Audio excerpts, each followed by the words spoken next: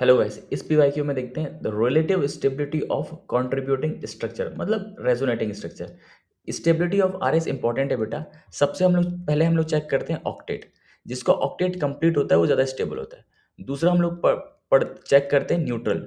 Neutral वाला ज़्यादा stable होता है चार्ज वाले से।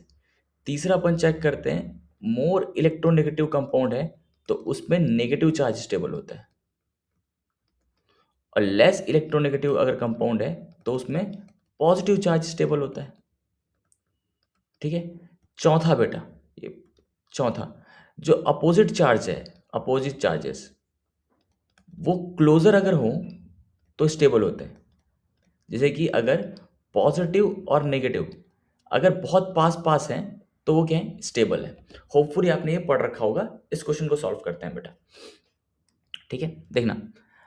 पहली बात, सबसे पहले ऑक्टेट देखेंगे। ऑक्टेट देखेंगे तो यहाँ पे देखना पॉजिटिव चार्ज है। कार्बन ने कितने बॉन्ड बनाए हैं?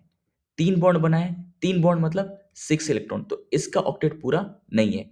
इस ऑक्सीजन पे देखना बेटा, 2 2 4 2 6, ऑक्सीजन के पास भी कितने इलेक्ट्रॉन्स हैं? 6 इलेक्ट्रॉन, मतलब इसका भी ऑक्टेट इनकम्प्लीट है, इसका भी ऑक्टेट इनकम्प्लीट है। तो सबसे ज्यादा स्टेबल कौन सा हो जाएगा? पहला, क्योंकि इसका ऑक्टेट कंप्लीट है। तो स्टेबिलिटी की बात करूं तो ए सबसे ज्यादा आएगा, ए।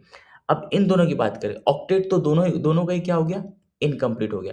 न्यूट्रल और चार्ज दोनों ही चार्ज स्पीसीज है तो ये रूल भी अप्लाई नहीं होगा। तीसरा देखना, मोर इलेक्ट्रोनेगेटिव पे नेगेटिव चार्ज स्टेबल होता है।